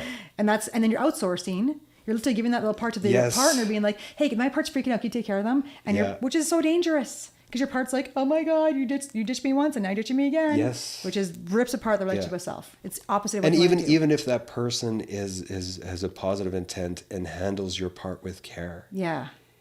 It still doesn't trust you. Yeah.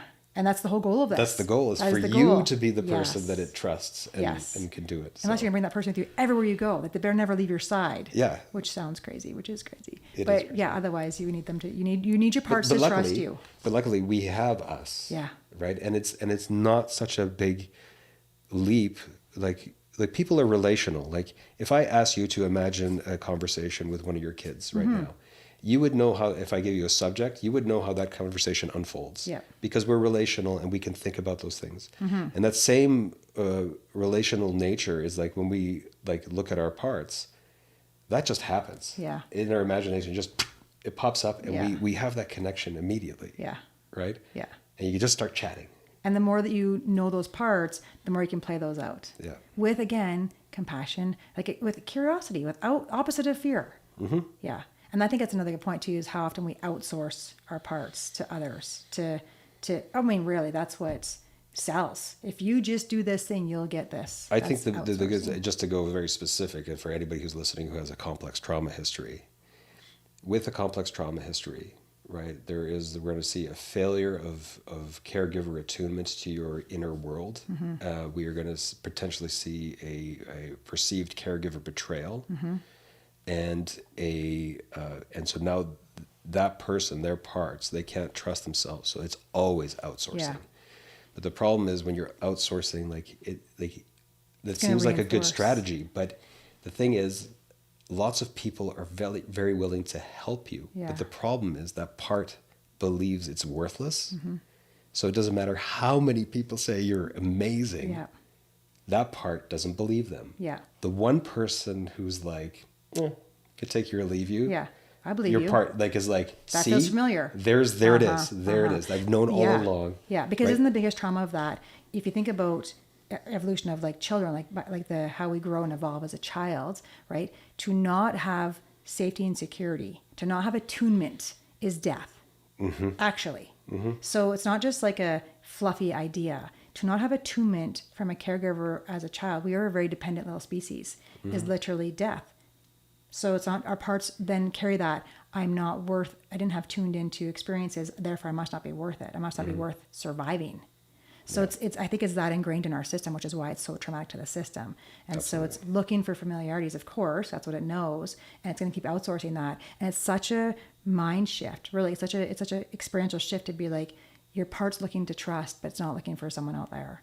Which sounds cliche, we say it all the time, but it's so biologically true. But all my clients, when I say like, do you believe any of those people? They don't know. Who's the one person that your parts can believe? And they all know. Yeah. It's me. Yeah. I know they'll say it. Yeah. No, they'll say it. But they keep outsourcing. Yeah. Keep doing the work to outsource. Yeah. And I think probably, and having done a lot of that Brene Brown stuff too around shame, I think especially around age 12, 13, if you're already kind of like unsure about yourself. Things are made wholly worse when you go into junior high. Oh.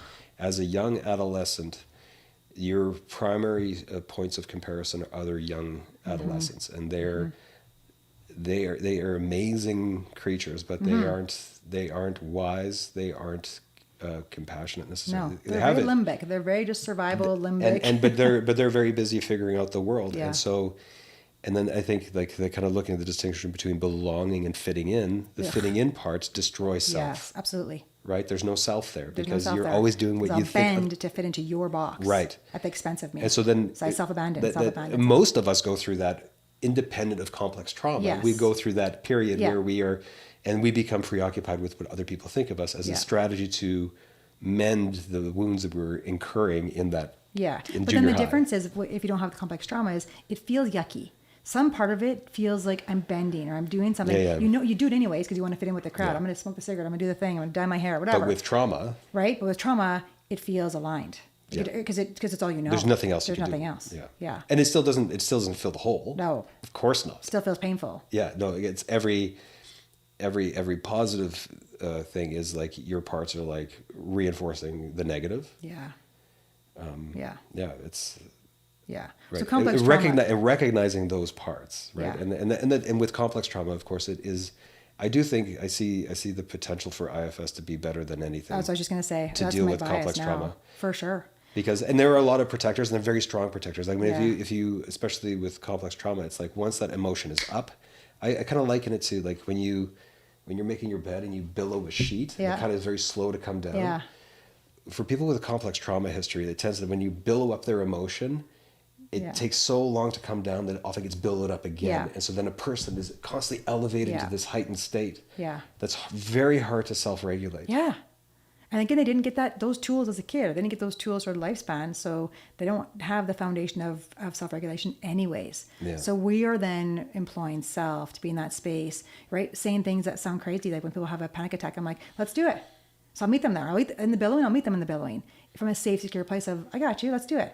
Just like I would say to my part, I got it, let's go, let's do this. Yeah. And then it helps them shift to state to be like, and sometimes they just do, like people will throw up and have panic attacks, and right. But when I'm with them in that space and they come out, they're like, oh, and then I always just say, well, you were with you. Like I've tried to bring it back to like starting the self energy thing, but I'm with you. I kind of, again, am biased. I've been doing kind of this work for a long time and different ways of it, but I think there's lots of good trauma work, but literally my bias will always lean toward parts work for trauma because it employs self. It employs you get to build trust with yourself, which grows all the things we talked about, relationship and compassion, empathy, like all the layers with self, with relationship that you then get to employ in your world with the people in your world. And so I use my horses for that exact thing. Like even if it's trauma, which is we do lots with the horses, right? I'm still doing the IFS thing. I'm like using the horse to kind of embody safety because they are, and there's no judgment. And so they're kind of embodying a bit of a self energy there, which I'm going to use that word, self energy, that with the horses, right? And so they can, whatever they're bringing, the horse doesn't care. They just love them anyways. They're just happy to be in your space as long as you're in that regulated space. So so there's lots of reasons, but there's lots of good therapies, but I'm with you. I really think IFS type of therapies are, for me, the key for trauma work and healing because, okay, so my question I asked you before too was, do those parts get reemployed? Because they never go away. And so like Dan Siegel's kind of work is that they become integrate, right? That's his thing, they integrate. Yeah. And so, and that's one way of looking at it for sure. If you look at Dan Siegel, he calls them fragments, I think, in his work, that they integrate. But kind of how I learned, maybe it's more similar to what you're talking about with IFS, is that they get reemployed. And so, so the young part of me, so when she's not, feeling like she's too much, I'm like, what does her too much look like? She's super creative, like over the top creative. Like she wants to do, and I'm like, and I let her. Like I'll be like, if I've got time to let her have the ropes, I'm like, we're building stuff and we're doing things, and she's right. That things that again, my friends or people in my family would have been like, oh God, why can't you just like, why do you got to build stuff? Why do you right? Because look at what I do. I like on my off time, I'm building stuff with my husband. Thank God he has that very similar part. We're always building something because that employs her, that like empowers her. So that's the idea of re-employing them differently. They get to have. So you would say an IFS, and that was her original intent in my life, was to be a creative, and then but that was too much or whatever, the but why part was too much, and so she got shushed, and her wound was like, nah, I'm too much, I better shut up. So that felt lots of shame for her. But yeah, it's a cool way to look at it. I have kind of like talk about retasking a part. I don't know if it's so much retask, but I have a part that has other roles in my life, and so like I'm very keen on like cold showers and stuff like that. Right? I've been doing it. Oh, good. Yeah, I mean, I did it before, but the shower's not as cold. No, So ice plunge is better. it's better. But it's not bad. Like No, it's the still cold good. shower still does good things. But the tingles not as much when I jump into a cold plunge. My body's tingly. I have an integrity part, right? It's because if I tell people that I do that, I had better do that. And so Right. sometimes in the shower, and this is where like parts can be very helpful and functional and right. But so like Just do it. The David Goggins part in there. It doesn't even have to say anything. Like I'll be in the shower and I'll be like, oh, do I really want to do it today? And my hand just goes, it just reaches out and does it. Right. Okay. And it's like, and it's like, and it's almost like I have it, like, I knew you were going to do that. It's like, right? And he doesn't Now have we're to all say like anything. DID. He's just like, it's like, he's keeping me like honest. He's Yeah. like, you tell people you do this. I'm holding you Then do it, accountable. buddy. I'm holding you accountable. Right? Yeah. So, and I value that. I Yeah. appreciate it because there are times that I'm like, Well, It's there's gonna be parts of you, cold. right? Which is a part of you. There's Yeah. just like, let's stay in a warm shower. Yeah. Let's stay in cozy bed. Yeah. So there's parts of us, Absolutely. like even like Mel Robbins, 5, 4, 3, 2, 1. That's a part. That's an Yeah. accountability part. Get out of bed. yeah. Get on the cold shower. And I have my negotiator. Who can't compete with because the guy doesn't talk back. Because my negotiator is like, Wait a minute. well, Let's talk we've about had this. like lots of cold showers this week already. We're good. I get to tally here. Yeah. right. Yeah. So- Which is a fun way to think about your parts. Like once you do this work, you get to decide what this looks like for you, name them fun things. Like I tell people too, like, actually never seen the dang show. I got to watch it, the Inside Out show, which Yeah. has the parts in her, in her brain or whatever in her head, like the little Yeah. cartoon characters. But I think those are all just emotions. Yeah, if I they're all remember. their emotions and they have their own life. Where I think it's like in IFS, it's more your parts have their own life and they each have Yeah. any number of emotions Yes. attached to them. Yes. So parts are a little bit more complex than that show. That's a good Emotions visual. are like a good starting point, a Yeah. jumping off point, a springboard for like, okay, I got a big feeling or I've got some really heavy thoughts. Okay. What's going on here? Yeah. Right? And then it's like I think again, especially those feelings are gonna like you're very quickly gonna like you're feeling because you're making an interpretation of something that's going on in your life. Yeah. Right. So it's the feeling is the invite. Right. Now you start to see something happening, and just that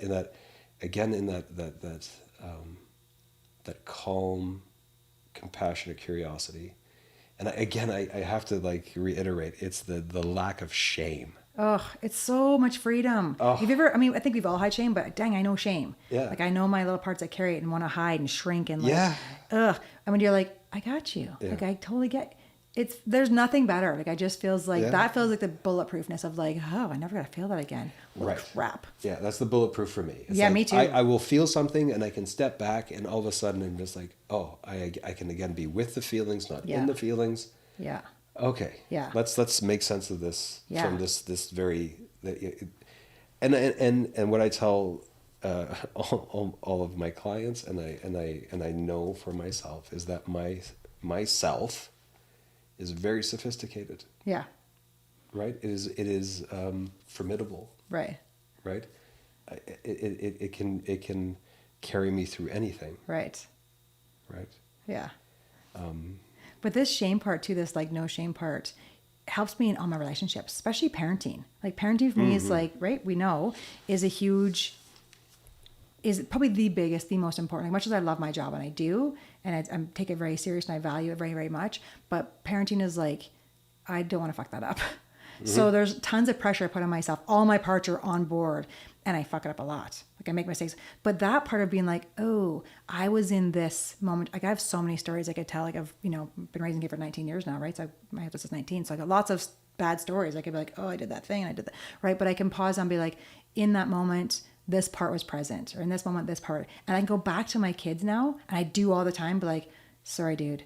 Like this part, and he's like, I know. Or my daughter, I'm like, this part was present and she was, I know. And so because I've done that, we do that dialogue all the time. They can see it too as not self-energy, is not the most loving, wise mom in that moment in time. I was in this part of me that was really panicking about this, or really freaked out about this thing, or really overprotective, or whatever it is. And so I was overreacting. So to be able to go back and have a dialogue with your kids or your partner, right? Came home from work and you said this thing and I said this thing and now we're both in this our parts are having this like, experience. To pause and be like, sorry, when you came home, I was just actually like in a part about work, or I was still thinking about this thing that I was in, and then you said this thing and she just reacted to you. Like, I didn't even have a chance for self to be present because I was literally just processing. And so she at the table stood up and told you to fuck off, or like, maybe we don't say that language in my house, but right, she stood at the table and said no or whatever. And I could see your part show up, and you reacted back with your part. So let's take a second just to like high five those parts for trying to stick up for us and trying to have our backs. No bad parts, like they're not enemies. I appreciate that your part was telling me off because she kind of was needed it in the moment in time. But now we can get into self and be like, we can, right? So I can see your part in that moment and I can have compassion. Man, it changes relationships. Absolutely. It changes the game for sure. Yeah. For sure. Okay, so what's our take on people listening to this? I was going to go into like thoughts when you said that, the thought stuff. I'm like, there's 1,000 ways to do, the train of thoughts and to pick the next best thought. And there's so many, we could talk about this for days because there's so many offshoots of this. But just for today, for the foundation of what is this thing of parts and what do you want? When you have a client come into your office that leaves for a first session and they're just learning about parts, what are some of your takeaways that you say? There's one thing that I say. Okay. Notice. Notice. Right. So once we've established that, like because they agree, and again, I use that simple thing, like if you're with this person or this person, are you the same? Right. No. Right. Okay. There are different parts of you that show up there. Right. Okay. Right. Notice. Or can you be the same? That's another whole other question. Or why aren't we the same? Isn't integrity across the board? Right. Right. Yeah. But that's a great question. Yeah. So how come like I don't use why, but like how come you're different in that scenario? And invariably, the answer will be, well, I'm protecting myself from. Right. Right. So that simple noticing. It's like if I can accept that, I'm not a monolith. I am a multiplicity. I have so many different things that inform how I understand the world. Right. Like, I mean, how I show up. I'm beautiful in my complexity. Yeah. It is really It's beautiful. extraordinary. It's massively extraordinary. Yeah. It's fascinating. So why try to narrow it down to I'm this, right? Yeah. So when whatever's showing up, notice, and then you'll notice if it's self energy. Yeah. Right. It'll feel right in a different way. Yeah. And you'll notice it's like there's fear and there's. Yeah. And as you would you say then as you're thinking about, I'm different, I act different in different situations. Because I would say now that's not necessarily true for me. Right. Right. I'm trying to be like, I think I'm kind of what you get. Mostly, I'm sure my mom, I'm triggered and parts will show up and I will act out in certain ways. My parts will hijack me for sure. But because I'm aware of those parts, I try to be in self. I try to like let self drive my ship, drive the car that is me, the vehicle that is me. So as you get more versed in your awareness, maybe that's how you learn. That's how you kind of, assess your growth is I feel like I'm kind of the same in all situations or very close to, and when I'm not, I'm aware of it. That would be great. Right. No, really. Right? Yeah. Yeah. That you're always like, that you can always be comfortable. I may be a bit idealistic, right? Because we are social, and sometimes the decisions, the choices we make are not popular, and it will be, kind of uncomfortable. Yeah. So being self-led doesn't mean it's always like no. Like I said, roses, like I used the example of boundaries at the beginning. But I feel good about the choices I'm making. Yeah. It has integrity. Yes. It is a noble thing. Yeah. It's the most loving, compassionate decision for the company that is me. And most often than not, that's loving, compassionate for the company that you're in. Of course. Even if they don't know it. Yeah. Even if, they don't know And then it. I think that's such an important thing too. There's so Right? many more things I know, all I the had time. But another like, thought too, again, how much we have an opportunity to build one another, right? Like we are supposed to be loving, compassionate, cooperative with our partners. Yeah. Well, why do we bicker constantly? Yeah. Right? We find, why am I so invested in you being different than what you are? Yeah. Yeah. Right? Well, that's kind of what I say to my couples when they come in and they think I'm nuts, but I say to them, I'm going to teach you some of the foundational things here. That's why I love, if you're listening and you're just new, come in early. Just come and get the skills early because there are some roadmaps that we know. We've got some good research on this stuff, right? So, but they come in 16, 20 years in and they've been trying to change each other for 20 whatever years and they're just resentful and hateful and so much more work. But when they come in, I'm like, I'm going to teach you the foundation. I'm going to give you some of the roadmaps and we're going to decide what is best for you, that is your relationship for sure. But once we figure that out and do that and you learn these skills, they're actually easy. Like relationships, right? But they're kind of easy. They kind of are. Like it's not, you kind of just know. And you recognize the stuff and you're like, oh, I was in a part and so are you. And we dial up that stuff out, but it's not like it's that much work. They're kind of easy. when you like I've done no real couples training and like Yeah. but I deal with an individual who is often inside a couple relationship, and I do half of the work with them, Yeah. right, which prepares them to do the work, right. But just watching you just on that workshop, and you were talking about PACT, Yeah. and just your brief explanation, it just all fell into place Yeah. from that IFS lens. Yes. I was like, oh, I know what she's doing. Right. Which makes me want to like do it with you. You I want to wanna like couples train. now? Well, Yes. because why not? Like, Yeah, it's the best. it's like I'm working one half of a relationship, and because it's there that the parts are emerging But in most. half the boat, it's like the Titanic. It's still Right. going to sink. So Yeah. I can teach you all the things, and I can hope that you convey and bring a culture into your Yeah. relationship where you're using that a type lot of of hope and a language, wish and a fart. right? But it's like it would be great to sort Yeah. of like Yeah. to watch that unfold in real time, and Yeah. really just help people and understand their biology, their attachment, their Yeah, which is what PACT is, psychobiological approach to couples therapy. So it is working with all of it. I'm looking at your attachment systems. I'm looking at your personality. I'm looking at your temperament, and I'm looking at your upbringing. I'm looking at your defenses that show up and get in the way. I'm looking at your deficits that actually you might have. and You might helping just- people to understand one another's. And it's just like what Yeah. a handy thing. What a handy thing to do. What a skillful thing to do to be in a relationship thought, right? and to be like, I accept you and all Yeah. those parts of you. And I don't need to parent them and take care of them. I can cue you and be a skillful partner though, for sure. Yeah. And I can be in the rabbit hole with you, but I'm actually going to help you employ yourself to take care of those parts because that's empowering you and it makes me feel safe to be with you and vice versa. Yeah. It's a fun thing to do for sure. That's why I work with couples Yeah. and systems. They're so fun. Awesome. Okay. So your biggest take home is notice. Notice. Yeah. I agree. Notice. Yeah. And I get that initially you'll be like, Yeah. What? oh, this is new territory, but Yeah. just Just trust in the notice. process and work with a professional, Yeah. right? It's like, because that'll add an area of safety, and it's just Yeah. like, and they'll help guide you through, and you'll soon realize that, parts can get really Yeah. active and uppity, Yeah. but it's a wonderful experience. Yeah. Like, I can't stress enough like how that conversion experience for me, like, as I was listening to an audiobook, and like literally 5 chapters, like I really think the first 7 chapters are for everybody in that book, Yeah. and like the later chapters are more for like therapists and stuff. Right. Okay. But that, like, within 4 or 5 chapters, I got it. It just clicked. It just fell so obviously, and I immediately started to do the work. Yeah. Right. My ego's like, yeah. Yeah, no, as it should be, right? But myself is like, I know, it's so great. Yeah, so. It's so great. Yeah. No, and like, and I haven't looked back. Like, Yeah. I mean, I can't. It's like, this is a Yeah. meme in the truest sense. Yeah.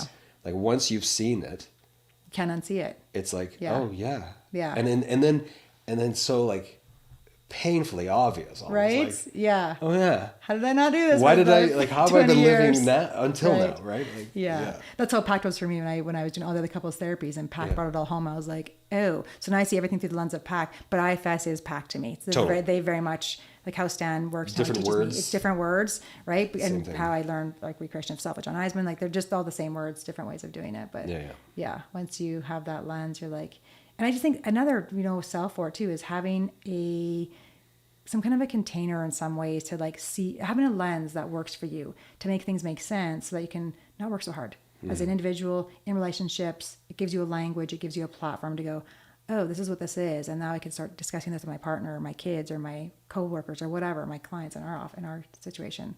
And I go, okay, which then offers growth, evolution. Yeah. We could talk about this all day, but Yeah, we could. we totally It's could. so fun. Now I have 1,000 more things of like, okay, we should talk about all the thought trains and all the other stuff and Yeah. cycles and next. Let's see how many Next- likes we get for this Right? video. Give us your questions. Yeah. and then we'll Give see. us your questions. Hello, ego to the room. Welcome to the room. No, I just want to see like, well, it's not, it's defense, right? It's like, Yeah. if enough That's people what like, ego then we could does. do another one. Yeah. That's a part. If you're watching, that was Yeah, it. that's a All part. that was a part. Yeah, for sure. And we get to call each other our shit when you know what your parts are. It's pretty Yeah. fun. Yeah. Awesome. Okay. I appreciate it. Thanks for your insight. How do people find you? You have, I know you work in Lethbridge and you do Zoom and they can find you through our core website, of course, but how else? Psychology Today. Okay. right? Okay. Spell your last name. Spell Luykenaar for us. I need to look it up. Richard Luykenaar, Luykenaar. Nice. There you go. Look it up. Worst case, it'll be in the show notes. You can look them up there too. You'll find my pictures. There you go. Awesome. It's Okay. an older picture. That's also my ego part. Parts everywhere. Sweet. All right. Okay, cool. Thanks so much for joining us. We're really glad you're here with us on this journey. The best way to support this podcast is to subscribe and give it a 5-star review. See you next time.